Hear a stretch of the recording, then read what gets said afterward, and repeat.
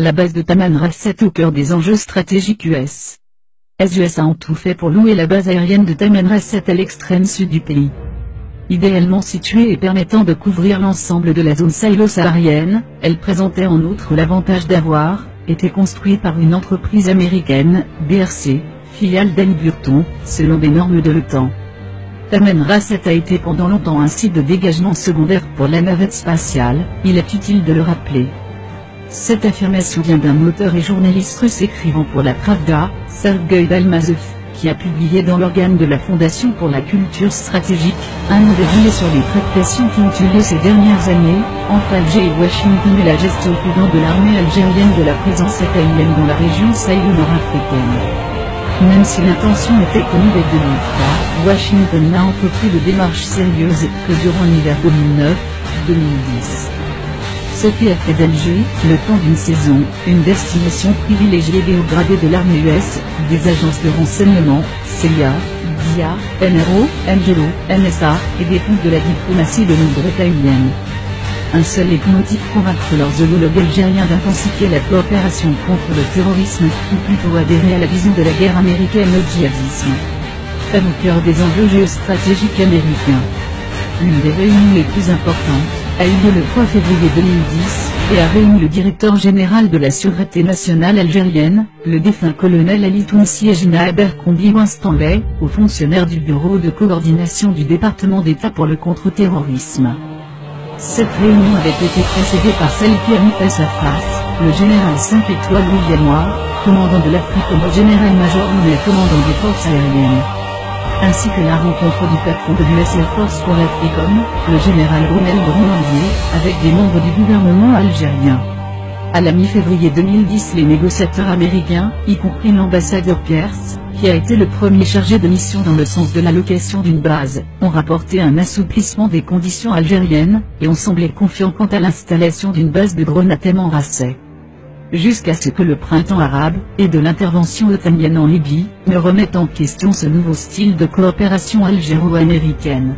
Certains hauts gradés américains se congratulaient déjà en coulisses, et anticipaient même l'utilisation de la base de Tam pour des opérations autres que celles de reconnaissance de routine, et avoir les deux pieds au soleil.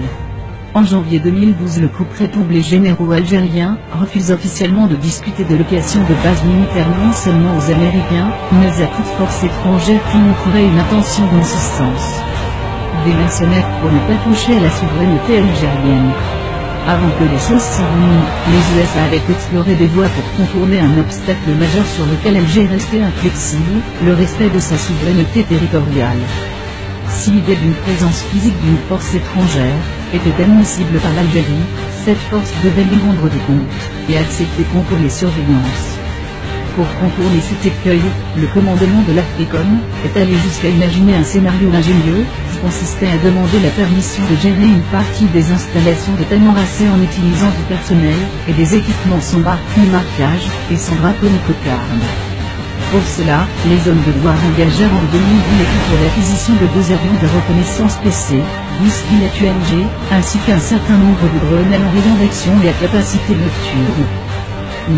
L'Africom lance en 2010 le recrutement de 3 équipes de mercenaires, pilotes, analystes et techniciens, pour gérer les opérations sur place.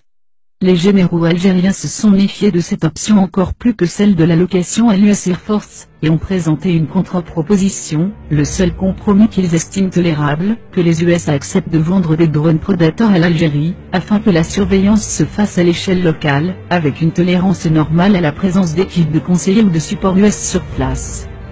Le refus des autorités états-uniennes a été motivé par le caractère sensible et même stratégique de ce type d'équipement.